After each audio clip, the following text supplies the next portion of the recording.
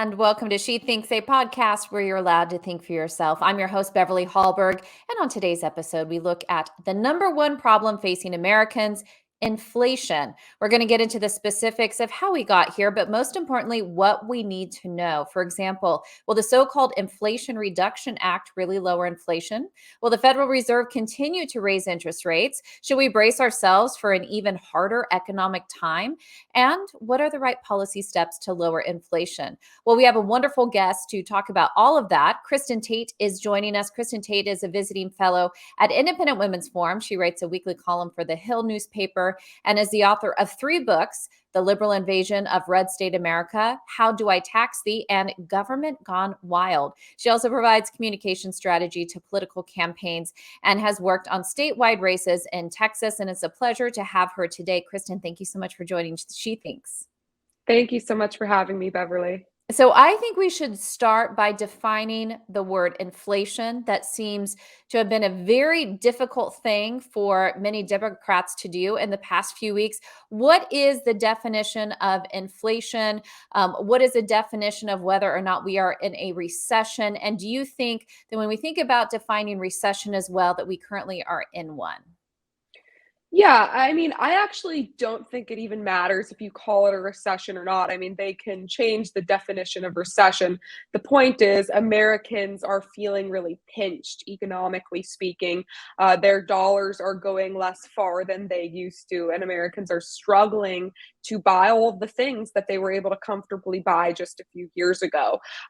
What inflation means is that there are too many dollars out there chasing too few goods. So you have a ton of supply and not enough demand. And then if you go a step further than that and get into an even worse situation, you can have stagflation, which means that you just have no economic growth at all, and prices still continue to grow up while productivity goes down. And that's what I'm worried we may be entering into, is a period of stagflation. But right now, we're certainly seeing inflation. I just read a report before we went on air that families are spending an average of almost $500 more per month just on the goods, the necessary goods that they need to buy every month. I mean, we're talking about food and gas for their cars. So Americans are really feeling this in a very substantial way. And what's been interesting is to hear Democrats talk about inflation. Mentioned earlier about just how they're defining inflation. We've heard everything from inflation it doesn't exist, to it's transitory, to it's good, to it's not a big Right. deal. We've heard a lot of different things in describing inflation in this country. But one of the things that I think the Biden administration has finally come to is realizing, first of all, it's bad, because poll numbers were showing how bad this really was for his administration. But he has talked about this as inflation is because of Putin, the war between Putin's price Ukraine and hikes. Russia. How is that being sold? Or do you think they're selling that well to the American people? Or do the American people look at that and say, look, that's not the whole story, if it even causes it at all? Yeah, I mean, I think that there's a percentage of the Democrats' base that will believe almost anything this administration tells them, and maybe they're buying into that.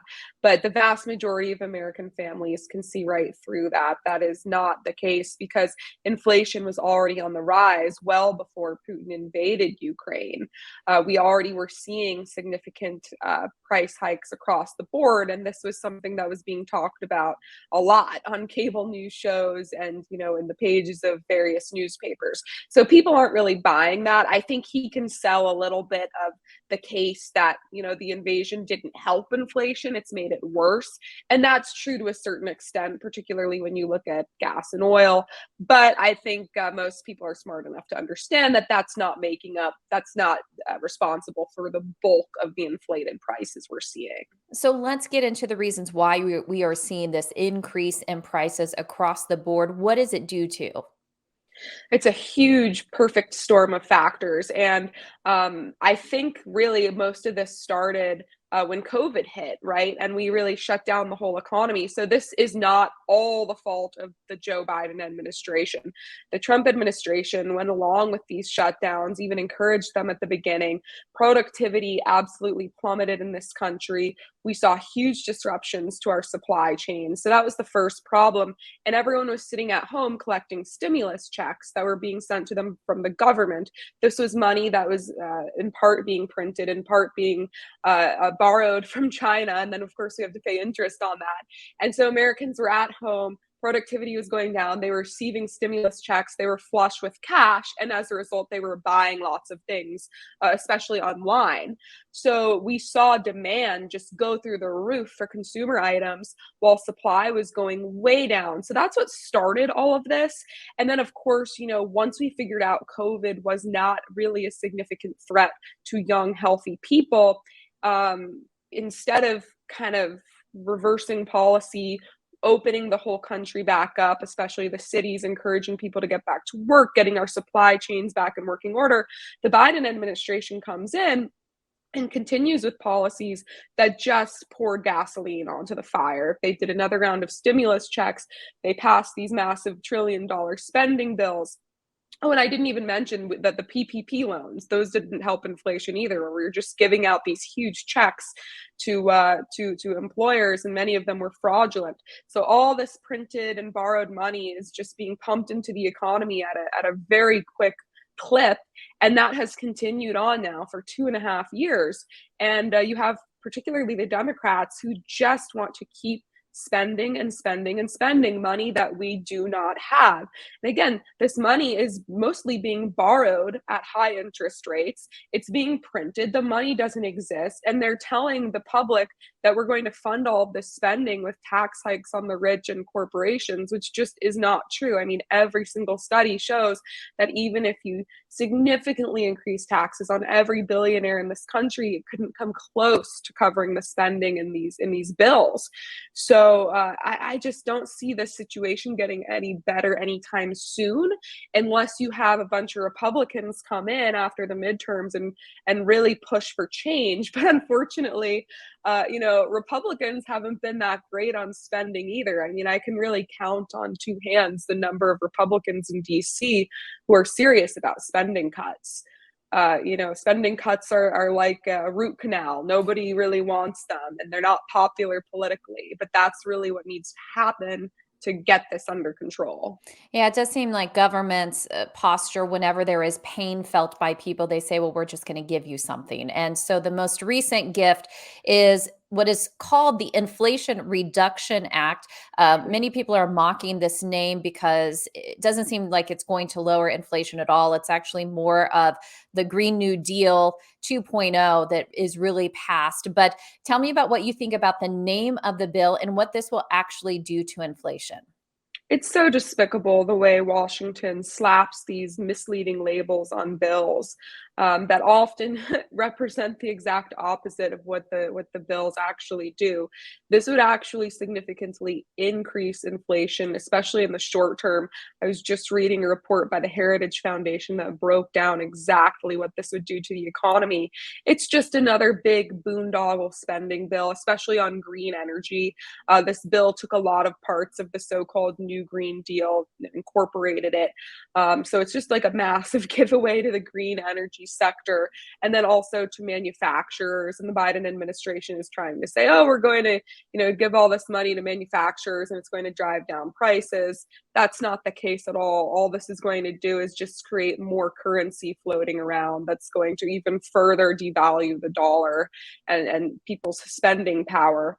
At the same time, we're seeing farmers and agriculture under attack, and we're seeing productivity come down on that front as well. So we could see food prices go even higher. Fertilizer is short right now in the country. So I'm scared of what's going to happen as we go into the winter, because after this so-called Inflation Reduction Act and the continued spending and the shortages we're seeing with supply chains of certain products, especially fertilizer, I'm worried we could see some food shortages of certain items, or at the very least, just really increased prices that could pinch American families as we get into the cold season. And what do you say to those individuals who think that we have to spend our way out of it and say, look, the Biden administration as well has already made some progress. We're seeing gas prices go down, food prices go down. So this shows that we're headed in the right direction and that these types of measures are working. What do you say in response to that? Because gas prices have gone down. Right. Well, the gas prices going down is largely the result of him releasing our strategic reserves. I think they're releasing about 1 million barrels per day, which is crazy. This is the same administration that said they want to get rid of fossil fuels and fracking and all of this, and now we're depleting our strategic reserves. And hilariously, but also depressingly, their release of the reserves will end right after the midterms. How convenient, right before winter when we really need lower gas prices. But I think that mostly explains the lower gas prices. So that'll mostly be temporary until after the midterms. But the notion that we need to somehow spend our way out of this is absolutely crazy. Spending is what got us here in the first place. But you're right when you said earlier that this administration, their answer to everything is to just give goodies out to various voter coalitions to kind of keep them happy and keep them thinking that the spending is working. They're talking now about even more student loan forgiveness. And of course, the student loans have been on pause for 2.5 years, student loan repayments. The stimulus checks, we saw various rounds of that. And now, after all of this, we still have a productivity problem because people are still slow to get back to work. So the fact that we have low productivity is also causing prices to rise because we don't have enough truck drivers. I mean, we're short tens of Yeah. thousands of truck drivers. We don't have enough people working in the grocery store, stocking the shelves. We don't have enough people to do all of these very important jobs that are critical to our economy.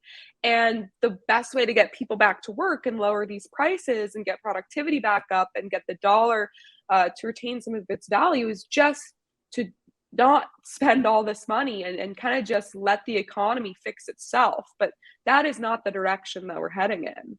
And one of the numbers we continue to hear the Biden administration tout as their proof that the economy is doing well and that Joe Biden has done what needs to be done is they talk about the unemployment rate and talk about how low it is. And tell me why that looking at that does not give the full picture because like you just said, all you have to do is go to your local fast food restaurant and see Right. that the lines are longer, they don't have as much staff. I know a lot of fast food places even have to close earlier because they don't have enough people working. We see the help wanted signs everywhere. So is it that they're making comparisons to during COVID when people were forced not to work and of course unemployment's going to look much better now than it did then.